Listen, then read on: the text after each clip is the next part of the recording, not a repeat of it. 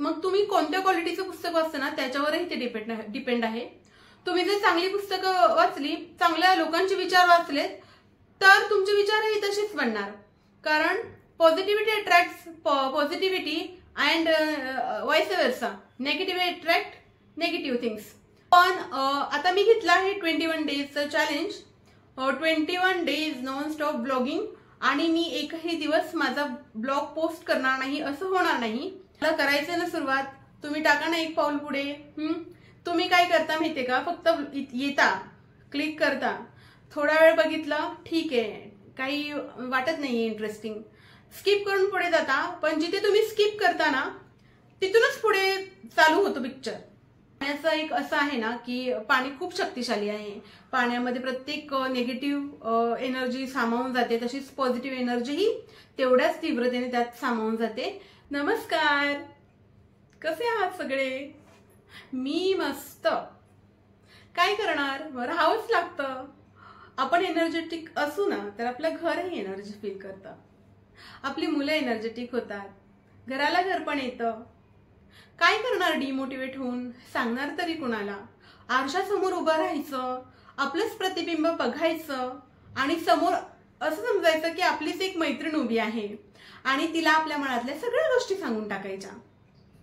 किती मन हलकं होतं ते एकदा करून बघा। काल अशाच खूप साऱ्या मैत्रिणींशी बोलले, मी फोनवर बोलले, व्हॉट्सअपवर बोलले। त्यांच्याशी बोलल्यानंतर कळलं की ह्या जर्नीमध्ये ना थोडंसं कुठेतरी फ्रस्ट्रेट झालेल्या आहेत त्या। खूप दिवस झाले करतायत ह्या जर्नीमध्ये, यश मिळवण्याचा प्रयत्न करत आहेत, पण काय करणार, कुठेतरी काहीतरी कमी पडत आहे। आणि ते काय कमी पडतंय ना तेच मी तुम्हाला आज सांगणार आहे। कोणतीच गोष्ट, म्हणजे मी ह्या जर्नीमध्ये सांगत नाहीये, पण तुम्ही विचारात घ्या, कोणतीच गोष्ट सुरुवातीला सोपी असते का? तुम्ही विचार करा ना, मूल जन्माला आल्यानंतरही उभं राहण्यासाठी त्याला किती धडपड करावी लागते। त्या पायांमध्ये ते इवलेसे पाय असतात, त्यांच्यामध्ये एवढं बळ एकवटून उभे राहतात ते, आणि मग चालायला शिकतात। पहिलं पाऊल, दुसरं पाऊल, आणि नंतर कळतही नाही कधी पळायला लागतात, हो ना? तसंच आहे आयुष्याचं। आपण लहानपणी जन्म जो घेतो ना तेव्हापासून जी उठून चालण्याची धडपड असते ना, ते अगदी शेवटच्या क्षणापर्यंत ही धडपड चालू असते। पण मग हे करताना आपण डोळ्यासमोर आपलं एक विजन ठेवायला नको का, की आपल्याला नक्की काय करायचं आहे, की व्यर्थच घालवायचं हे आपलं जगणं, आपली ही मेहनत? आपल्या ह्या जगण्याला थोडंसं विचारांचं सामर्थ्य दिलं ना तर आयुष्य खूप सुंदर होईल। आपण ना स्वतःवर वेळच देत नाही, खूप कमी वेळ देतो आपण स्वतःला, आणि स्वतःसाठी राखून ठेवलेला हा वेळ कोणत्या कारणासाठी उपयोगात आणायचा हे देखील आपल्याला कळत नाही त्या सिच्युएशन मध्ये। म्हणून सांगते, जेव्हा तुम्ही रात्री झोपायला जाल ना तेव्हा नेहमी तुमच्या उशाखालीच वाटलंच तर ठेवा, नाही कुठे कपाटात ठेवली किंवा व्यवस्थित जपून ठेवली तरी चालेल, पण एक डायरी नेहमी तुमच्या उशाखाली असायला हवी। सकाळी बेड स्वच्छ केल्यानंतरही ती उशी तुमच्या बेड खाली, तुमच्या उशीखाली, पिलो खाली असायला हवी।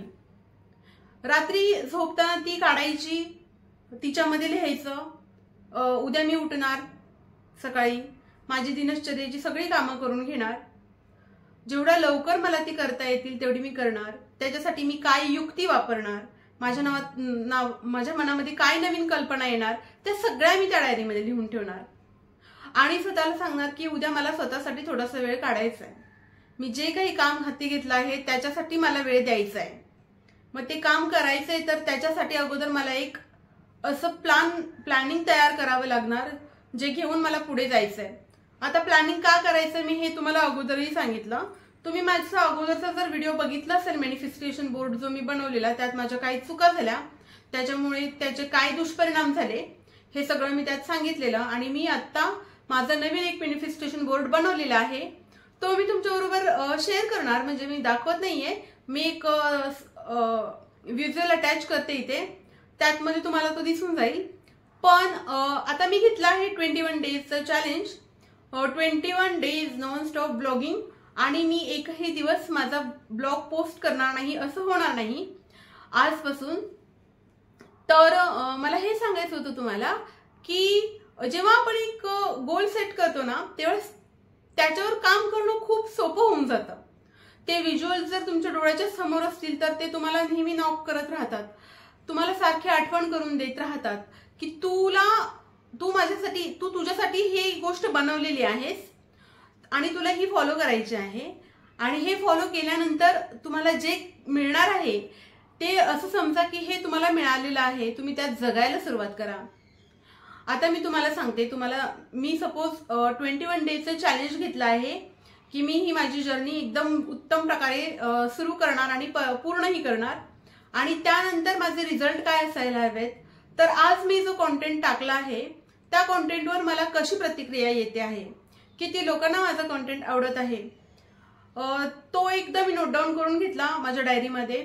दुसऱ्या दिवशी मी कॉन्टेंट बनवणार ना तेव्हा ह्या कॉन्टेंटचं अॅनालाइज करणार की मी याच्यामध्ये काय चुका केल्या, त्या का म्हणून मला व्ह्यूज कमी आले, नक्की काय कारण असेल की वॉच टाइम वाढला नाही, का म्हणून लोक थांबले नाहीत.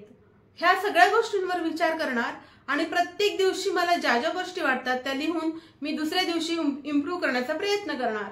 याचा रिझल्ट असा होईल की ठीक आहे, नाही माझा व्हिडिओ पुढे गेला, नाही मला दुसऱ्या कोणत्या गोष्टींचं समाधान मिळालं, तरी एक समाधान माझ्याकडे असणार, ते म्हणजे कालच्या दिवसापेक्षा काहीतरी स्टेप्स मी आजच्या दिवशी चांगल्या घेतल्या आणि मी एक स्टेप तरी कालच्या दिवसापेक्षा आज पुढे आहे.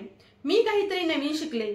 मला माझ्या सपोज ब्लॉग मधून एखादा असं कॉन्टेंट द्यायचं आहे जो समाज हिताचा असेल किंवा काहीतरी मला द्यायचं आहे प्रेरणादायक, तर मी मग कसं मला प्रेरणा मिळाल्याशिवाय मी तुम्हाला थोडी प्रेरणा देणार आहे. मला त्याच्यासाठी स्वतः प्रेरित होऊन काहीतरी असं वाचावं लागेल जे मी तुमच्यापर्यंत पोहोचवेन. कुठून तरी मला रेफरन्स घ्यावा लागणार, कोणाचे तरी विचार घ्यावे लागणार, त्या विचारांवर मला विचार करून नंतर मग तुमच्या समोर ती मांडणी करावी लागणार विचारांची. मग विचार असेच येत नाहीत तर पुस्तकं वाचून येतात चांगले विचार, बरोबर ना. काही चांगले विचार अनुभवातून येतात, काही थोरा मोठ्यांच्या सांगण्यातून येतात, पण पुस्तक हा आपला असा मित्र आहे ना जो आपल्याला चुकू देत नाही, बरं का. तुम्ही कोणत्या क्वालिटीचं पुस्तक वाचता ना त्याच्यावरही ते डिपेंड आहे. तुम्ही जर चांगली पुस्तकं वाचली, चांगल्या लोकांचे विचार वाचलेत तर तुमचे विचारही तसेच बनणार. कारण positivity attracts positivity and vice versa, negative attract negative things. So positive राहायचं असेल तर अशा पॉझिटिव्ह गोष्टी आपल्याला आयुष्यात घेऊन पुढे जावं लागणार. म्हणून मैत्रिणींनो, पुस्तकांना तुमचं मित्र बनवा. रिकाम्या वेळेत एखादं चांगलंसं पुस्तक वाचा आणि त्यात दिलेल्या गोष्टी अशा सोडून देऊ नका. प्रत्येक गोष्ट आपल्याला विचार करण्यासाठीच असते. ठीक आहे, जास्त काही सांगत नाही. हे सांगायचं होतं की डिमोटिवेट होत आहे का, नका हो डिमोटिवेट. एक अशी सिरीज आपण घेऊन येऊ ब्लॉगिंगची, ज्याच्यामध्ये सकाळी उठल्यापासून संध्याकाळपर्यंत कसं आपण मोटिवेट राहू शकतो याच्यावर पण तुम्हाला व्हिडिओ बघायला मिळतील. सपोज मी नाही बनवले तरी माझ्या खूप साऱ्या मैत्रिणी आहेत, डेली ब्लॉगर्स आहेत. एक त्यांना सांगत जाईल कसं तुम्ही मोटिवेट होता, कसं कोणतं काम योग्य वेळेत, मुलांना टिफिन बनवायचं असेल किंवा त्यांना शाळेत सोडायचं असेल, अशा भरपूर गोष्टी तुम्हाला करायचं ना सुरुवात. तुम्ही टाका ना एक पाऊल पुढे. तुम्ही काय करता माहितीये का, फक्त येता, क्लिक करता, थोडा वेळ बघितलं, ठीक आहे, काही वाटत नाहीये इंटरेस्टिंग, स्किप करून पुढे जाता. पण जिथे तुम्ही स्किप करता ना तिथूनच पुढे चालू होतो पिक्चर. म्हणजे तिथूनच खरं तुम्हाला घेण्यासारखं असतं, पण मग तुम्हाला ते मिळत नाही. म्हणून मी सांगते, तुम्हाला जर व्हिडिओ बघायचा असेल ना, कोणत्याही व्हिडिओवर क्लिक केलं ना तर तुम्ही तो पूर्ण बघायचा आणि नंतरच निघून जायचं तिथून. ठीक आहे. त्याने काय होणार, नको त्या गोष्टी सोडून द्यायच्या, पण त्यातलं चांगलं काय आहे आपण थंबनेल बघून क्लिक करतो ना, मग त्यातून तुम्हाला काहीतरी घ्यावंसं वाटत असेल की थंबनेल अट्रॅक्टिव्ह आहे, तर मग काय करायचं, जे आपल्याला घ्यायचंय तेवढ्या गोष्टी घ्यायच्या, ज्या नसतील आवडल्या त्या सोडून द्यायच्या, पण पूर्ण बघायचं. जसं फॉर एक्झाम्पल, आपण खूप जास्त बोलण्यापेक्षा जास्त ऐकण्याला प्राधान्य देतो, बरोबर ना. मग बोलू द्या, समोरचा बोलतोय ना व्हिडिओमध्ये, तुम्ही ऐका ना. ऐकल्याने माणूस जास्त शिकतो, बरोबर ना. तर तुम्ही काय करा, स्वतःचा एक विजन बोर्ड बनवा.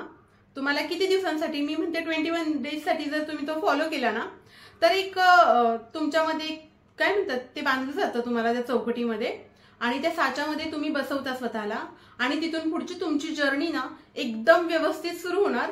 तुम्ही स्वतःला मॅनेज करू लागाल. मग मॅनेजमेंट केल्यानंतर ह्या 21 दिवसांमध्ये तर एक विजन बोर्ड ठेवा, आणि त्याच्यामध्ये काय काय लिहायचं, सगळं पॉझिटिव्ह लिहायचं की हे माझं स्वप्न पूर्ण झालेलं आहे, ह्याच्यासाठी हे मी प्रयत्न केले, त्या प्रयत्नांना ह्या युनिव्हर्सनी सपोर्ट केला, युनिव्हर्स माझ्या बरोबर आहे, मी बोललेली प्रत्येक गोष्ट, माझ्या तोंडातून बाहेर निघालेली प्रत्येक गोष्ट पूर्ण होते.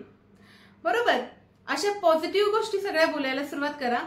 आणि अजून काय करा माहितीये का, रोज तुम्ही पाणी प्यायला घ्याल ना, सकाळी देवाच्या पुढे बसा, मस्त देवपूजा करा, आणि आपण जसं तारक मंत्राचं पाणी बनवतो, सांगितलेलं आहे मी अगोदर व्हिडिओमध्ये पण, तसंच काय करायचं, तुम्ही त्या पाण्यावर हात ठेवायचा असा पूजा झाल्यानंतर, आणि तुमची एक विश बोलायची की आज मी पूजा, आता मी माझा आराध्य दैवत स्वामी, म्हणजे मी स्वामींना खूप मानते, तर मी म्हणणार की स्वामी मी आताच पूजा केलेली आहे, मला खूप प्रसन्न वाटत आहे, आणि माझी अशी इच्छा आहे की आज माझ्याकडून जे मी ध्येय ठरवलेलं आहे, आज मला असंच वाटतंय की ह्या व्हिडिओला माझ्या ऍटलिस्ट एवढ्या व्ह्यूज येऊ द्यात, त्याच्यासाठी मी खूप प्रयत्न करते, माझ्याकडून जेवढं द्यायचं असेल ना तेवढं मी देणार, आणि ही माझी विश पूर्ण झालेली आहे. आणि ही पॉझिटिव्हिटी बोलून ना तुम्ही ते पाणी प्या, आणि मग दिवसभर असंच बोला की माझी ही विश पूर्ण झालेली आहे, स्वामी बाबांनी मला आशीर्वाद दिलेला आहे, ही माझी विश पूर्ण झालेली आहे.